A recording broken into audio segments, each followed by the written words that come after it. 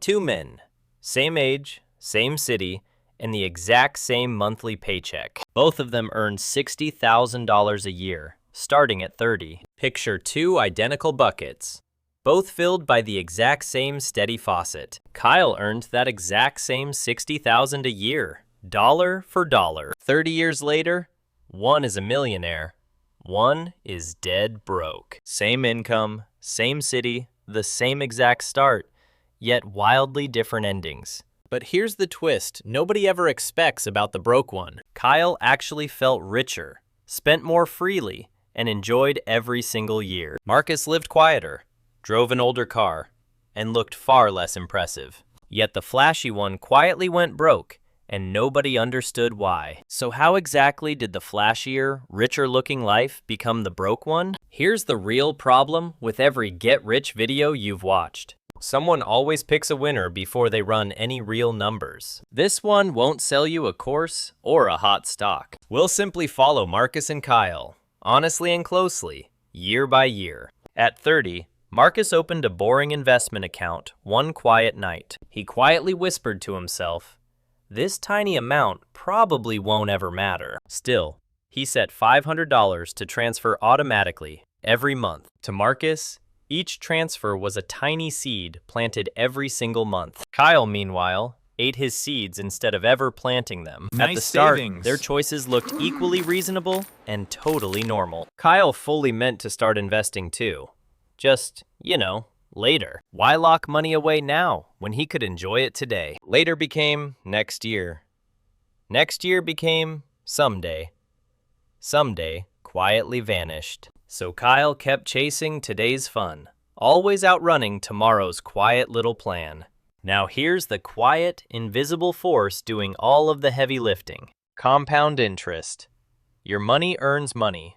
Then that money earns even more. It's just a small snowball rolling downhill, growing enormous all by itself. Marcus barely felt the snowball working during those slow, quiet first years. On paper, Marcus only ever put in his own ordinary money. Over 30 years, Marcus contributed about $180,000. That's the thumbnail number everyone quotes.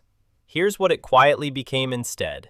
At around 7%, it grew past $1 million. The earliest coins had whole decades to quietly multiply themselves over. Marcus wasn't some genius investor. He was simply, relentlessly, boringly consistent. He added $180,000. Compounding added $800,000 more. The money he never earned quietly outgrew the money he did. If this is already clearer than most money videos, hit like. Now watch what starting early does that even starting big simply cannot. Year 1, Marcus barely even notices.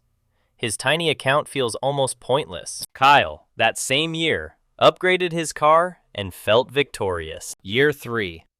Kyle looks richer. Marcus looks like he's wasting money. Kyle's friends admired his car. Nobody admired Marcus's boring jar. Year 1. Kyle celebrates loudly, while Marcus quietly, patiently waits. By year 5, Marcus's snowball finally starts to feel real. Year 5. Marcus's jar fills steadily, while Kyle's shelves fill instead. Kyle finally panicked, opening an account, vowing to invest double. But Kyle now races a snowball with a 5-year head start. Even doubling his monthly amount, Kyle couldn't close the gap. By year 10, Marcus's account had quietly doubled his own contributions. Marcus barely changed his life, yet his account kept climbing. Year 10. Marcus's patience versus Kyle's frantic, late catching up. Marcus's early dollars had years to grow. Kyle's had almost none. By year 20, Marcus barely thought about money at all. Year 20. Same total invested, but two completely different fortunes. Marcus's early years did work Kyle could never buy back later. Now let's talk about the quiet leak in Kyle's wallet. Kyle spent about $15 daily on lunches and coffees. $15 a day feels harmless. That's the thumbnail number. But invested instead, that daily habit becomes a giant money tree. Over 30 years, Kyle's lunches quietly cost him hundreds of thousands. Kyle earned plenty, But somehow, money always slipped through his fingers. Every little swipe was a future dollar he silently deleted. It was never the coffee.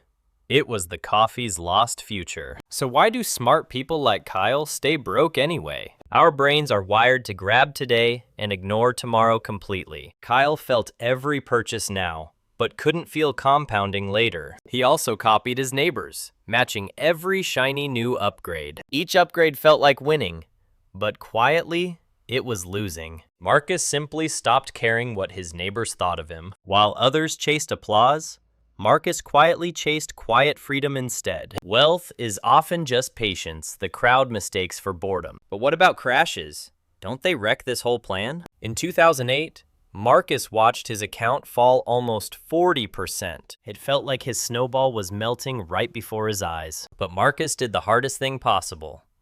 Absolutely nothing at all. He kept buying every month, now at deep discount prices. During the crash, Marcus calmly buys, while Kyle desperately sells.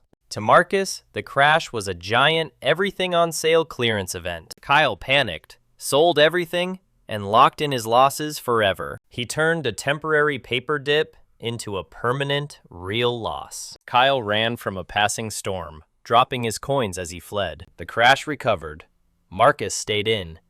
Kyle stayed out, still scared. Crashes aren't the real risk. Panic selling and staying out is. Here's what surprised me most about real everyday millionaires. Most weren't doctors or founders.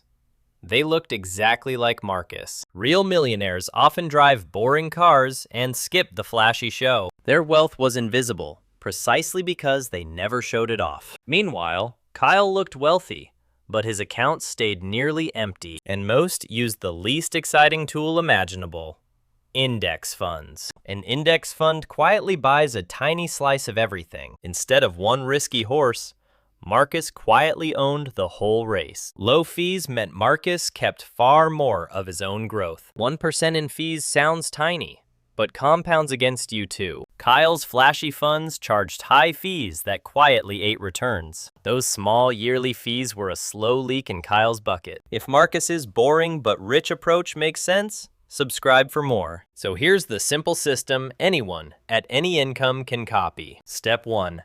Automate one transfer the day your paycheck lands. Marcus never saw that money, so he never missed it once. Step 2. Put it into a low-cost, broad index fund. Step 3.